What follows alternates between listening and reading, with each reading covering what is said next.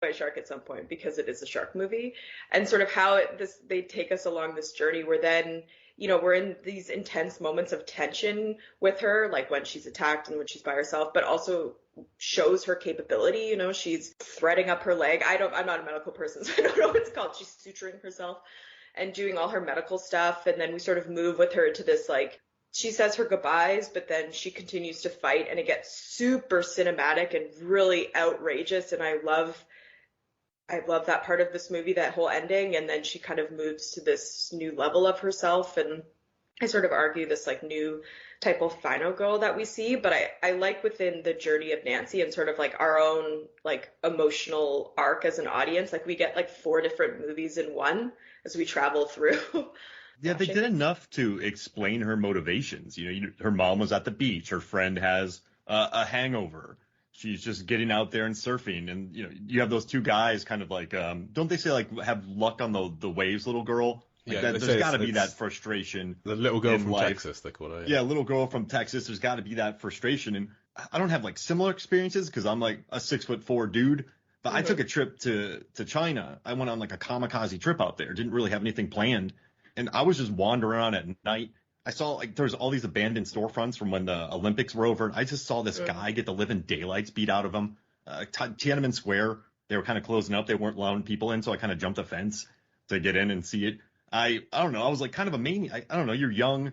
You don't really think like that. You had maybe, now I look back and I'm really like, man, that was stupid. But I think she's sort of driven. She has this tunnel vision. She traveled all the way there. It's like something she has to do. And like clearly, like for me, see, one of my bucket list goals in life, I don't know why, but I wanted to see the Great Wall. So I had a break from my work in Korea, took a quick trip over there, and I just had to figure it out.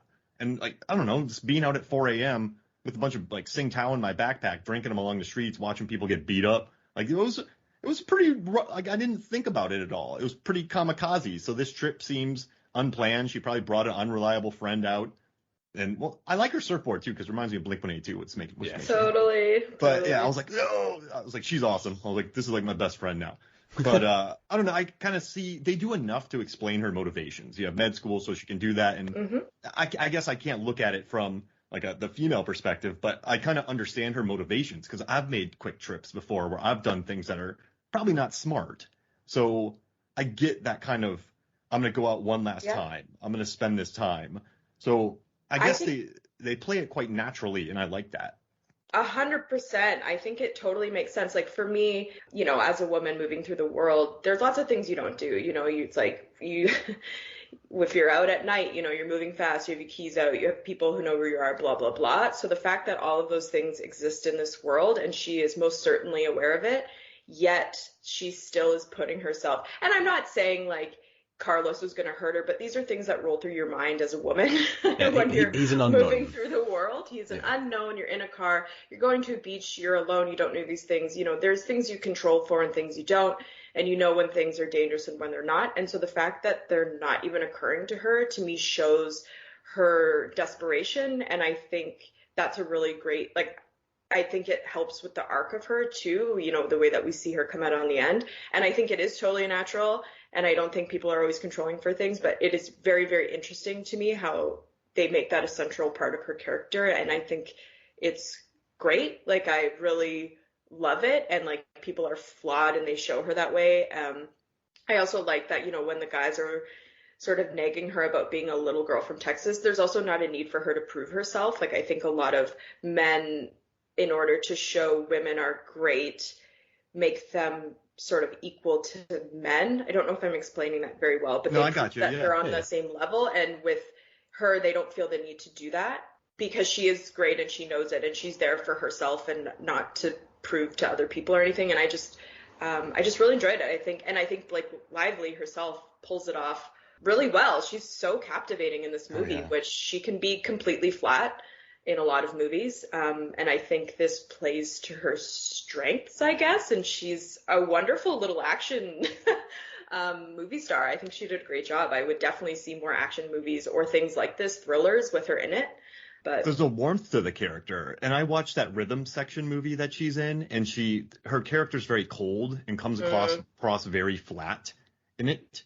And this one, it's kind of neat watching this hero on screen who has a warmth, who's hanging out with a seagull is quite smart. Yeah. Like this is almost like it's like not like an escape room movie, but kind of. Yeah, it's things lapse in 30 seconds. There's jellyfish. It doesn't like the coral. There's like I'm stitching my leg back together. Here's the timing. This stuff's coming in. So it's pretty cool. It's like we're sort of learning with the character. And you said this about the shark. Like we first see a tiny glimpse of the shark around the 3-minute mark, but we don't see all of it until 23 minutes in. And it only has 4 minutes and 8 seconds of screen time. I had a stopwatch for that Versus episode I did. Yeah. I made sure that I was trying to be as objective as possible. So I timed it. And I love though that like this shark too. I was just watching a movie called Great White, and Jay, sorry you have to hear about this movie again. I watched it myself the other night, and we will not be doing a show on Great White because Great White sucks. Yeah, it's terrible. I haven't watched it yet. I've heard it's not great. It's so bad. But they treat their actual great whites, but they never say they're great whites, but they treat them very maliciously. They're just but in this one, this shark is so vindictive. She's got a grudge for sure. Yeah. To quote Jaws, the territoriality is strong with this one. But again, they sort of give even the shark quite a backstory. Like, it's the same, like me yelling at the screen as when Blake Lively swims up to a dead whale. You're like, what the hell are you doing? Like, get out of there. You don't swim up to a food source. But then beyond that, so it's like she is swimming up on its food source and she acknowledges that. And then later on in the movie, she sees the hook in its mouth and she's like, someone got you. So there's like this two-pronged... It's out for vengeance. Yeah, it's all of humanity. Totally out for vengeance. Because it's not killing to eat. It like the drunk guy on the beach, it takes out and then it leaves him. And I think one of the other surfers is washed up on the shore at the end as well. Yeah. Which I like. And since they go so big with it, you don't play it as you don't go out in the water and think this is going to happen to me. This is just a very vindictive shark out there, and I think it makes it a better antagonist because actually you're in its territory, but it does become very jerky. Like it has food sources everywhere, like you said, Jay, and it's like you know what? I'm gonna kill this lady. Yeah. I don't care. Yeah. I'm hanging out. This lady's dead, and it goes so far in the other direction, and it's so big, and I love the visual effects. But I think it's cool because it's not saying like sharks are evil. It's just saying this is a pissed off shark. It's not and you understand why. And I don't know if you guys felt this way at the end. The first time I watched this and the subsequent times after, I am still always sad when it dies. And I think Blake Lively's character is too. I know she's going to get swept up in a storm, but she kind of looks at it and it's like this moment of sadness on her face. And you feel it too because like she didn't want to kill a shark. You don't want to see the shark die, but like she's got to get out. So like this is what's happening, and I get that, but it dies in such an awesome way that I am kind of happy about it. You laugh about it and but then you're like, oh, it's sad. I have to admit something. I feel dumb. I don't really understand what is propelling her under the water. Oh, she's got. So the boy was held on by like 3 chains. 2 of them have come off, and there's one that's still on there. She manages to yank that off, and then the chain and the plate it was fixed by are dragging her down. It's a really thick, heavy chain. Oh, so it's like the weight that's propelling her that fast? Okay, because I was like, there is no sort of like the tension other than it just sinking, but I guess it's just that heavy. I missed it the first time I watched it, but the second time I was paying attention to that. I was like, what is she doing? Okay, I get it now. That's awesome. I guess I just don't think chain can sink that fast, but maybe this is when we just believe in the movie. It's a really long line of heavy chain, so maybe I want to look at the maths to this now. Let's test it out. Yeah. Okay. Where's Mythbusters at? Yeah. Yeah. But I love that shot too. The shark's just chasing her down, and then just that rebar explosion. Ugh. And you see it earlier, and it's, man, that thing just. I love that shark just wants to kill her so bad that it just kamikazes explodes onto rebar. It's pretty amazing. It's pretty great, and I do feel bad for the shark because that's its territory. Like we're in its territory. Yeah. But that explode. I mean, I remember the first time I saw it, I just went, "Oh my god!" Yeah. I'm laughing about it now. if you wind back to the beginning of this movie, like this is what I'm talking about with the movie being like 3 different movies in one, because when you wind back to like her beginning surfing, or even just the, her sitting on a rock, you don't expect for this movie to end with the shark impaling itself on rebar at the bottom of the ocean. Like I don't know what you expect, but I certainly didn't expect that. Like the whole third act of this movie is like bananas. Like it's so cinematic and it's so outrageous. Like one of my favorite scenes of her, probably my second favorite one, is when, the shark slams into her and she's had enough and she does a good Blake Lively Gossip Girl, like, and then she just goes at it. Like the whole ending of this movie is spectacular. It is so fun and crazy. And even if it seems a little bit like outrageous, like it's kind of like when Jaws the shark like hoists himself on the boat, it's that moment where it's just like everything is coming to an end and it's great. And so and the wonky flare, of course, which makes me happy. I know. And then she fires a flare at its side. You gotta go for the mouth. Come on, every shark film, you fire the flare into the shark's mouth where it does nothing at all. We know this. Do you think she was aiming to light up the water? I thought it was weird that her last flare, she fired it when it was so far away. I was like, or did you mean to light the water? I think so. Yeah. It was, even if she didn't, she would probably claim to do that because it was awesome. Like, you get a flaming shark fin in this film. So. Yeah. And a whole shark. He jumps out into the water and he's on fire. But he's surrounded by water, so it's not gonna do a lot of damage. He's immediately doused, but it's awesome. Oh, man, I just love the scars on it, just the look.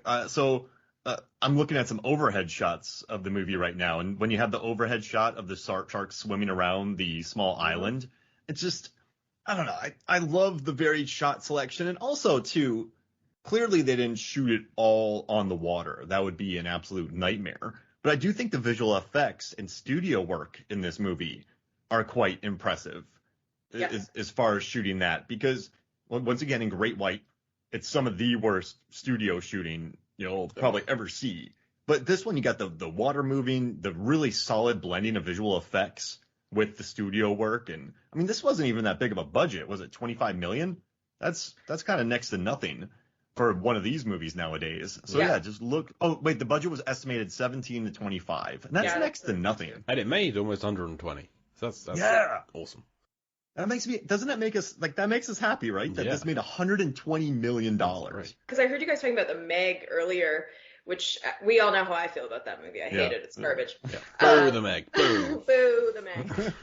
And that movie was trillions of dollars, and it looks like trash. And this, like, people always talk about, well, yeah, this is a blockbuster shark movie too, and it's like, no, it was like $25 million at the highest, which is nothing. And it's the same, like Deep Blue Sea too. Like that wasn't a blockbuster budget either. And these movies are making a huge impact with the amount of money that they have. Like, and especially they have big star. Like Blake Lively's a big star. Like I'm curious how much she got paid for this, and now the director himself is a big star. But like, it's crazy too, because this is low budget. I mean, she probably made a back end deal, because you can't keep a budget down at 25 million if Blake Lively's getting 7-8 million out of that. But I think it's kind of crazy too, because Jaume Collet, Sarah, he had made Nonstop, he had made Run All Night, so this guy had hits. So I wonder if this is just take 25 million, do whatever you want, and like I don't know what point I'm getting at here, but yeah, it's. It's kind of crazy. Like they only gave it that much money. This guy churns out hits, and this only got 17 to 25.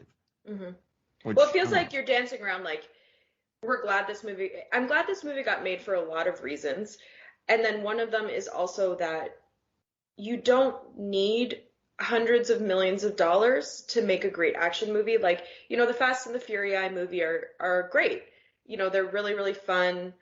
All that money is up on the screen, and that's great. But also, like, you can get, like, I always think of this movie, I really, really, really hate when people say that this movie is a campy B movie, because I'm like, wait, what is... People say that? They say it. What? It's in some reviews. Ridiculous. You guys know What? this is my axe to grind because it's What? like I feel like people with shark movies, regardless of what is up there, will be like, "Oh my God, it's such a campy little B movie," and it's like, what about this movie is campy? This is not even really a B movie to me. Like it has a lower budget, but that doesn't necessarily make it sort of like a genre B